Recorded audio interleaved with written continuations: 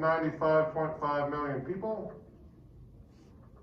Population is increasing at, I'm gonna have to erase this, but it's increasing at the y over the x, so at 0.46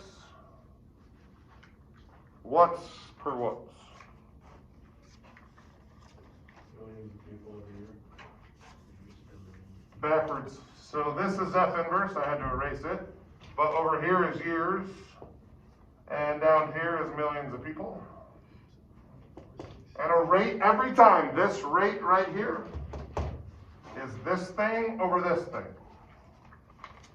So that'll be 0.46 years for every, okay, and this time, whenever we get a weird rate, it makes sense to write the 1 on the bottom.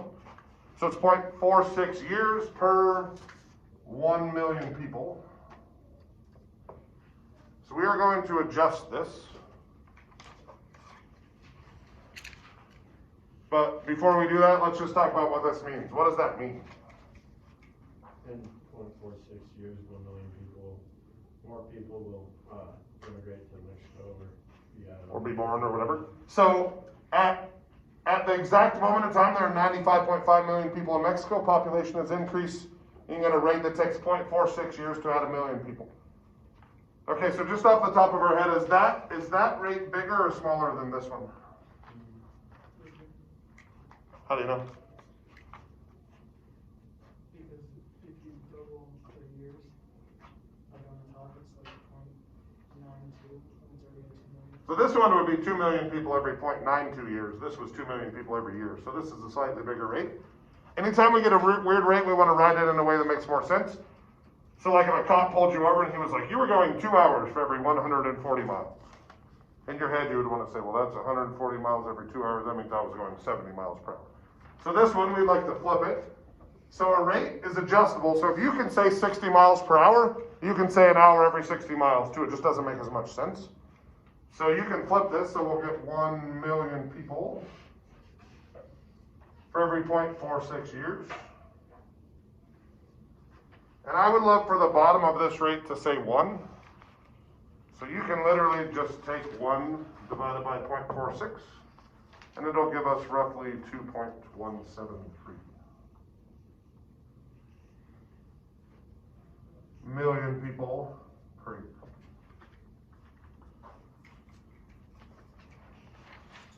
So if you were on a multiple choice test and there were 4 answers, the correct answer would say, at the moment Mexico had 95.5 million people, population is increasing at a rate of 2.173 million people per year. Now that clearly doesn't say that, so you're going to have to do some changing. You're going to have to take this rate, find its units, flip it over, divide it, make sure that it's in a way that makes sense. We want to say rates in ways that make sense. We want to say numbers with units that make sense. Okay? Yeah. It's always y or x. Why don't you put the 0.46 over the 95.5 instead of 1? Okay, so like here, did we put the 2 over the 6? Yeah, so that rate is always, if it's just a single number, it's always over 1. So it is always that number of y's over 1x. Okay, so now I just go back to miles per hour. If I'm going 70 miles per hour, that's 70 miles every 1 single hour. So yeah, so we don't have to put it over the input value. Okay, next we got the second derivative.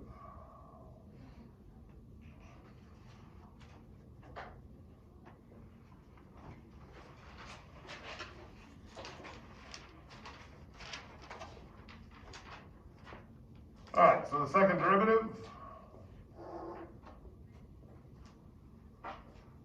which we typically see the notation f double prime.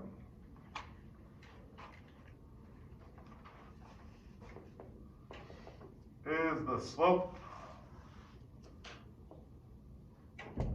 of f prime.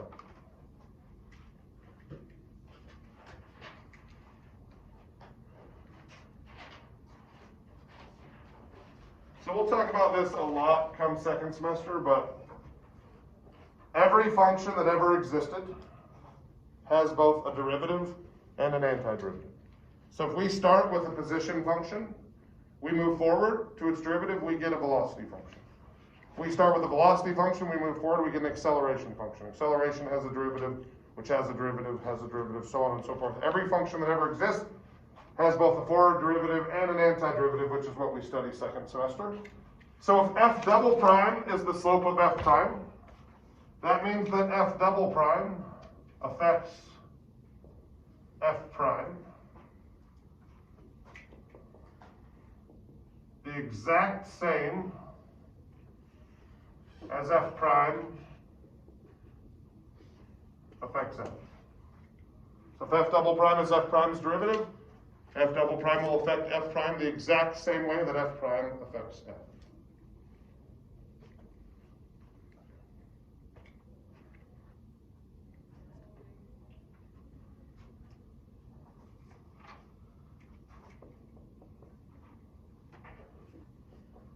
F double prime tells us about the concavity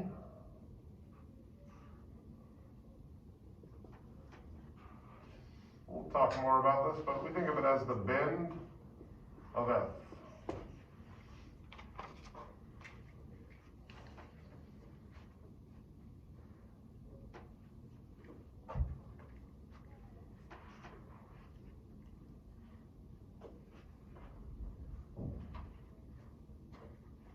Okay, so I don't want you to write this next part, I just want you to look. So let's say I was graphing a runner, and they ran 100 meters. What is the difference between this graph and this graph?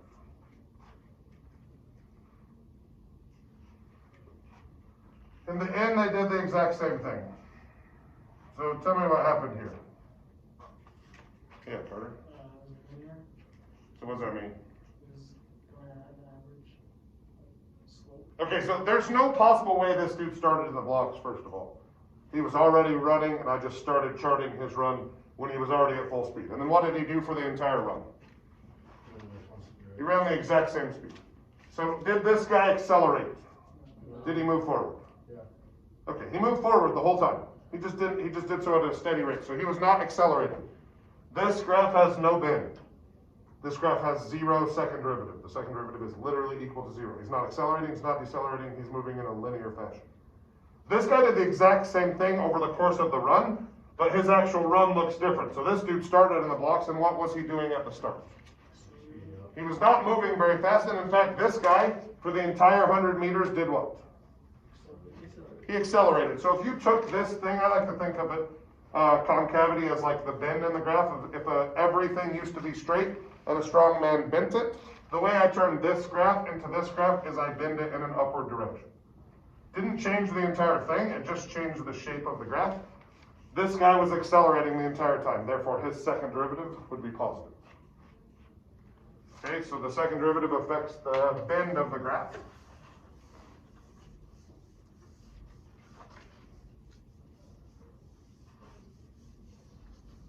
Okay, so if we go back to that cheat sheet, and this is year 13 for me teaching calculus, and when I'm especially given a graphing problem, I still use this. I write this every time I make a key up for the test. Sometimes stuff is easy and sometimes it's just kind of mind twisting. Good to have this in front of you. So we already filled in 2, we'll do it again. So if f prime is positive, what does that mean about f? F has to be increasing. F prime is f's slope. So if f prime is positive, f is increasing. And conversely, if f prime is negative, f is decreasing.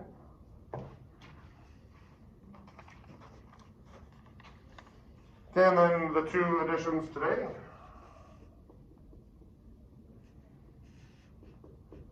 So if f double prime is positive, what does that mean about f prime? F prime is increasing because f double prime affects f prime the same way that f prime affects f. But f double prime also affects f